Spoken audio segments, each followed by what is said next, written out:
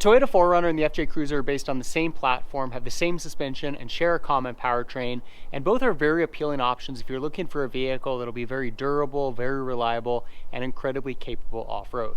But which one should you buy? In today's video, I'm going to try to help answer that question. The 4Runner was introduced in 1984 and it's now on its 5th generation. This is a 2017 model that falls into that 5th generation, beginning production for the 2010 model year and seeing a minor update for 2014 as well as in 2020. I'm a huge fan of this generation of the 4Runner. I think that every generation of the 4Runner is very iconic in its own sense. A lot of people would claim that the 3rd generation model is the most iconic, but I actually think that the 5th generation gives it a run for its money. The 3rd generation was sold from the 1996 to 2002 model year, which was 6 years. This 5th generation model has been in production since 2010, and it's looking like it's going to continue through the 2022 model year, which is 12 years or twice as long as that 3rd generation, and sales continue to increase. So obviously a very popular vehicle, and I think it's just got a really iconic look to it. I mentioned that we get a minor refresh for 2014. Main change is to this front fascia as well as the rear tail lights and a few updates to the interior. I'm really a fan of this update. I think that it really took much of what was great about the design on 4Runner already and really just kind of completed it. It gives it a really bold, aggressive, rugged look and modernizes the vehicle a little bit as well. Really like the design of these headlights, this little strip down here with our fog lights, and a really bold, aggressive front end here. Coming around to the side, I also think it's got just a really clean look to it. I love the design here as far as the window layout, the bulging front and rear fenders. It just looks so good. This does have a set of aftermarket wheels and tires, so that does change the look a little bit. And it's also got about a 1-inch lift on the front to just kind of level out the profile of the vehicle. You'll see we've got integrated blinkers here on the side rails up top, and then again with the 2014 refresh we get updated tail lights back here, so it's got the clear lenses. Again, just a really nice update over the early years, gives it a much more modern appearance. The 4Runner's also got the window back here that slides down into the hatch, so pretty cool feature. Now the 4Runner is available in quite a few different trim packages, starting off with the base SR5 model. This is the SR5 Premium. It's also available in a TRD Off-Road, a Limited, and TRD Pro model, and then in recent years they've also introduced the Venture Edition and the Nightshade Edition. So that's a look at the 4Runner. Like I said, I think it's just got a really good look to it, very rugged, very bold, very aggressive looking, and I think it's going to go down as very iconic. The FJ Cruiser was first introduced as a concept vehicle at the Detroit Auto Show back in 2003, and due to it being very popular, it got the green light for production, and we see it hit the US market for the 2007 model year. In its first year, it was very popular with about 56,000 units sold, but by the time we get to 2009, sales had dropped to just 12,000 units, and Toyota makes the decision to discontinue it in the US after the 2014 model year with just 170,000 units sold during its production run. And although it's not sold here anymore, it is still sold in several other foreign markets. Now the FJ Cruiser has some heritage that's based in the Toyota Land Cruiser FJ40 that was very popular and was sold here in the US from 1960 to 1984, so we can see a few styling cues that kind of honor that FJ40. Most prominent is this grille headlight arrangement, which is very similar to the FJ40. We also get a semi-retro front and rear bumper, and then the tail lights at the rear also have a little bit of that retro look. Otherwise, the FJ really does have a personality of its own, and just like the 4Runner, it's got a very bold, aggressive look to it. I'm a huge fan of the styling. As much as I like the styling on the 4Runner, there's no denying the fact that the FJ is very much one of a kind. A few of the styling cues that really stand out, you'll see that our front windshield here is very vertical, near vertical, and it's got a really short overall height, and you'll see that with that, to maximize coverage of the windshield, we've got 3 wiper blades. So kind of a unique design cue. We've also got the intake here on the hood, and then mirror design's pretty cool with these integrated lights. Again, really just kind of adds to that bold, aggressive look. Another styling cue that I really like on the FJ is the optional roof rack, which has a tubular steel look to it. Just again, looks really bold, really aggressive, and to me just really completes the overall look of the vehicle. Of course, we've also got the rear suicide door, which is a unique design cue on the FJ. So our front door is front hinged, and our rear door is rear hinged here. We've got a wide opening here to the interior. Also unique, you'll see that our Window here is nice and flush, and then it drops down, and this rear window is at a different height. So it gives kind of a unique style to the vehicle. And then of course the two-tone color configuration with the white roof really makes that stand out as well. The FJ was also offered in a Trail Teams edition, in which the color of the vehicle is the same for the body and the roof. Personally, I kind of like the two-tone. I think it really just kind of adds to that overall unique effect that you get on the FJ. Looking at the side profile here, you also see that our front and rear fenders kind of bulge out from the vehicle, giving it a really muscular look. And then, as I mentioned, we've got the semi-retro taillights here bulging out as well. We also get a rear-mounted spare tire, and on some models like this, we've got the integrated camera. And then our rear window, we've got the ability to open this, swings upward if you don't have an aftermarket ladder like I do. Number of other aftermarket additions to this FJ. It's got a lift kit, set of aftermarket wheels, larger tires, side steps, so a few things that distinguish it from kind of a stock model. But all around, you can see that the FJ Cruiser's got a really bold, aggressive look to it, just like the 4Runner. But again, the thing that really stands out about the FJ is that it just has such a one-of-a-kind look. There's nothing else out there that looks like the FJ. The FJ Cruiser's got a nice interior with some unique design cues. For its price point, I think it's got good quality materials and nice fit and finish. Seats are also pretty comfortable. My only real gripe is it doesn't come with some of the available features that you can get on the 4Runner. It's got your basics. We've got power windows, power door locks, power mirrors. Got audio controls on our steering wheel. Up on the dash, we got a nice storage compartment, compass, temperature readout, and inclinometer. Between our vents here, we've got a clock. Below that, our audio system with AM/FM radio, satellite radio, CD player, and we can also connect a device using a hardwired connection. Climate control below that with heat and air conditioning. We can turn traction control on and off. We've got our locking rear differential, 8-track. There's also a subwoofer in the back. You can activate that or turn it off. Got a power inverter in the rear as well. Button here for turning those parking sensors off. 12-volt outlet and auxiliary connection. We got a cup holder, shifter for the 4-wheel drive system, gear shifter, some storage space, armrests here in the middle. You'll see on our key we've got keyless entry. Go ahead and turn the FJ on real quick. I want to show you, got a self-dimming rear view mirror, and if we put it in reverse, it's also got a built-in backup camera. It is quite small, but it's nice that there's at least something. And then I'll go ahead and give you a quick look at the rear seat as well. Even though it's got the suicide doors, it's not terrible back here in terms of legroom, but definitely not as spacious as the 4Runner. And one real challenge that you'll find if you've got young kids is getting a car seat in here is a challenge. Got a video on that if you want to check it out. And then these seats do fold down, so seat bottom folds up. Got a button here. We push down the headrest here. This will sit flat, and then they split again in that 60/40 section. Got some cup holders built into this suicide door. And then if we come around back, side opening rear door here, and cargo space is pretty good. Not as good as the 4Runner, but still pretty decent. Got a little storage compartment on this side. Got our subwoofer over here, and we've got our power inverter down below. Looking into the cabin of the 4Runner, you see that it's got a nice design. Does lack some of the unique design cues that we get with the FJ Cruiser, but still a very attractive layout and a functional design as well. Good quality materials with nice fit and finish, and a lot more available options, even on this SR5 Premium model. You'll see you've got the leatherette seats, leatherette steering wheel. Driver's seat is full power with lumbar support, and likewise our front passenger seat is also full power. We get power windows, power door locks, power mirrors, got an inverter in the rear just like the FJ, and rear windshield wiper. On the steering wheel, a number of controls for settings on the instrument cluster LCD screen, audio controls and Bluetooth controls. Center dash, we've got a clock up top, and down below you'll see you've got an infotainment screen that is touch sensitive. We've got AM/FM radio, satellite radio, connected device using a hardwired connection or Bluetooth connection. We've also got a number of apps and a CD player. We've got fuel economy information, number of other settings, navigation. The screen also duals as our backup camera.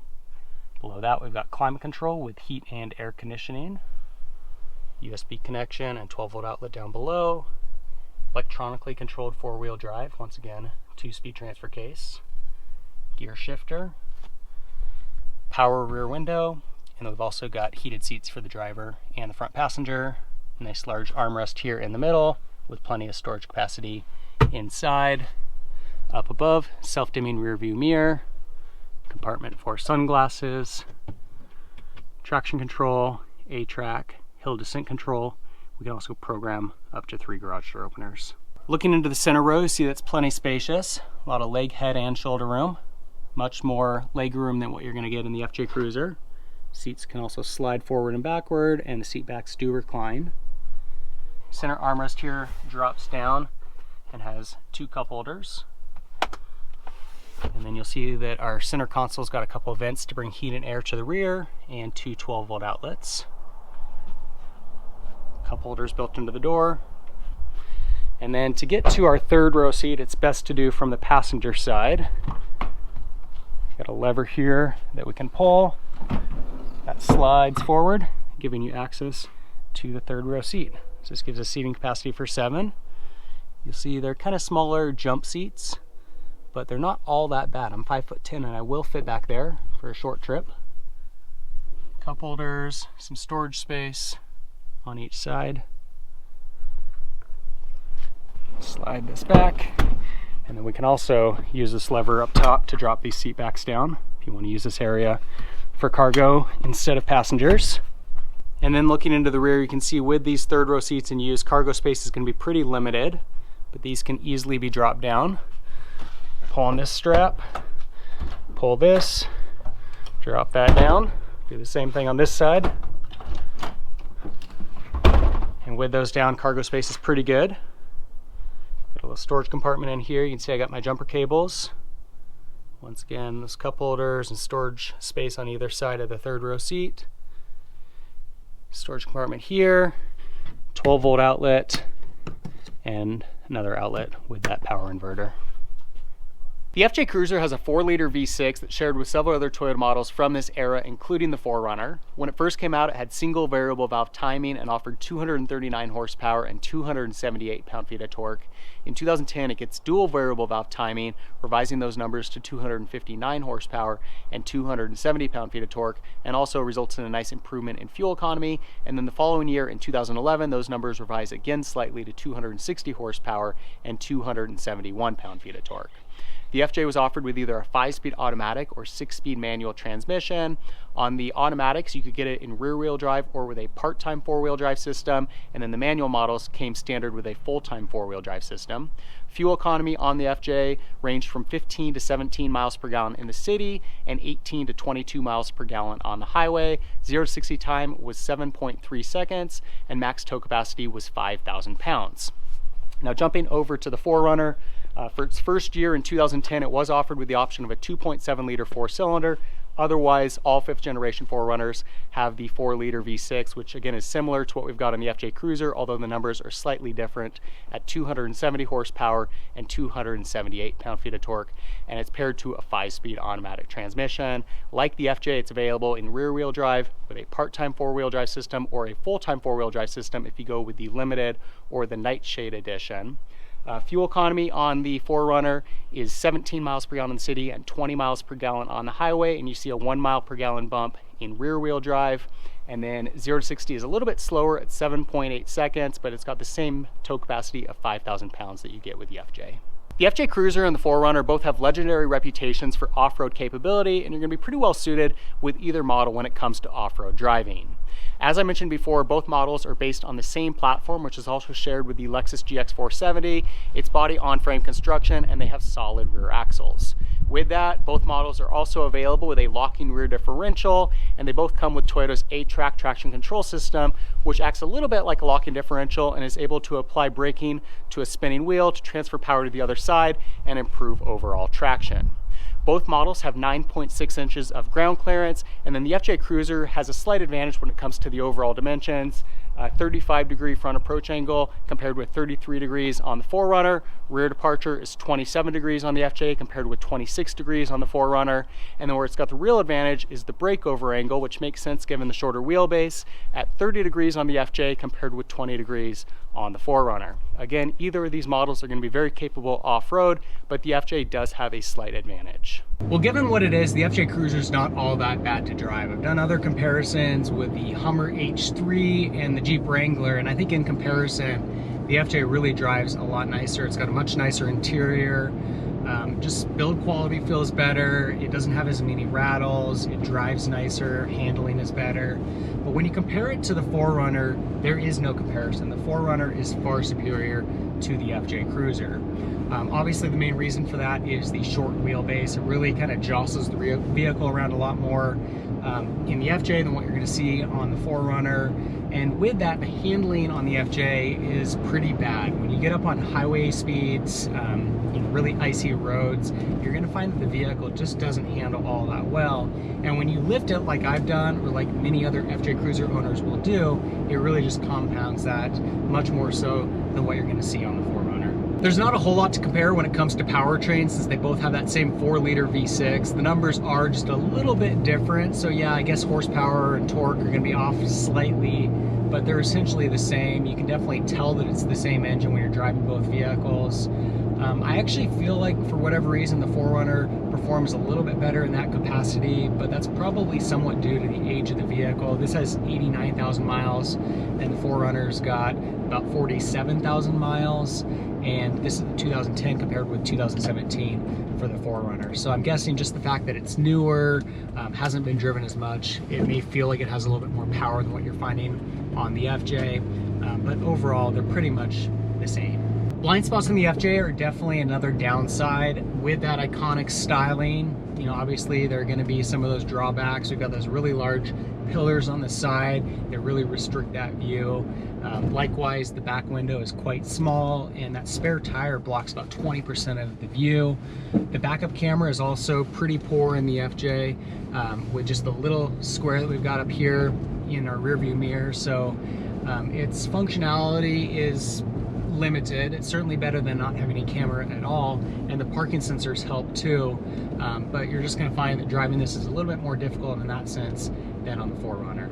I also really wish that the FJ came with more features. The 4Runner just has some nice things that you can't get on the FJ. This is pretty much a fully loaded FJ, and it's still pretty basic. I mean, nice features for sure, and again, with some of the other competition in this segment, those options aren't available either. And I know there's something to be said for a vehicle like this being very primitive, very basic, but still, some of those things are nice. It'd be nice to have that larger backup camera. I would really like to have more of the leatherette type seat that we've got in the 4Runner. Just makes them easier to clean.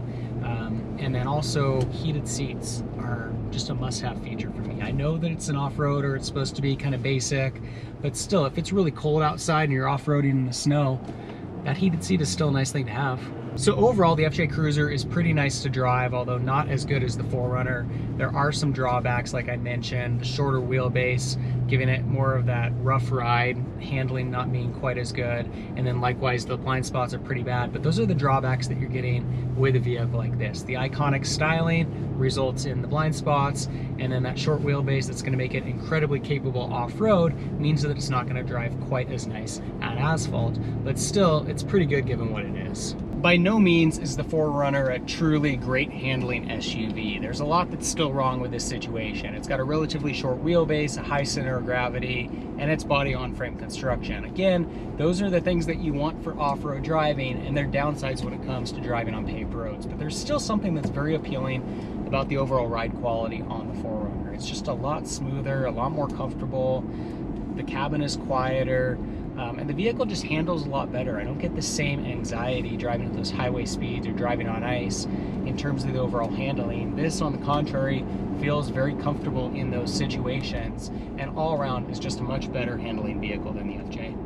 And once again, going back to features, I love the fact that on the 4Runner we get some of those things that are deficient on the FJ Cruiser. We've got the usable backup camera, we've got the leatherette seats, heated seats. Bluetooth is another thing I didn't mention the FJ, but that's so nice to have in the 4Runner. It's one of those modern features that you're used to getting in new vehicles, and when you drive something that's older or more basic, all of a sudden you realize how important those little tools are. And of course, the visibility in the 4Runner is also a nice added bonus. We don't have giant pillars in the way. We don't have that rear mounted spare tire. You can look out of the vehicle just fine and see what you need to see. So in comparison, the 4Runner's definitely got the upper hand when it comes to the overall driving experience. The added length of the wheelbase seems to make a huge difference to the overall handling of the vehicle. I feel a lot more comfortable driving on icy roads, driving at those higher speeds. It feels a lot more planted. And then of course, without all those blind spots that you get in the FJ Cruiser, this is a lot easier to drive. So that's a look at the Toyota FJ Cruiser and the 5th generation model of the Toyota 4Runner. Both really great vehicles all around. Iconic styling on both models, both very rugged looking and both very capable off-road. Likewise, you're getting that Toyota reliability with either of these two models. With the 4Runner, you're getting a much more spacious cabin, more legroom for those rear passengers, more cargo space, and we've also got that available 3rd row seat, which is really nice. Likewise, the ride is just a lot better on the 4Runner. It's smoother, it's more comfortable, and we get a lot more luxury and tech features inside as well. With the FJ Cruiser, you're getting a vehicle that really is one of a kind. As cool as the styling is on the 4Runner, the FJ really does stand out, being very unique in that sense.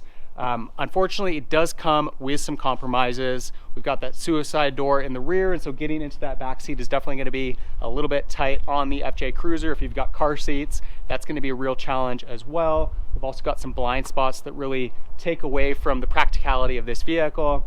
Likewise, inside, it just doesn't drive as nice as that 4Runner. It's not as smooth, it's not as comfortable. The handling is a little scary, to be honest, when you get up to those highway speeds or if you're driving on really icy roads. And we also don't get the same level of luxury and tech features that you get with the 4Runner. Now, the reality is that with either of these models, you're probably going to be happy if you buy it.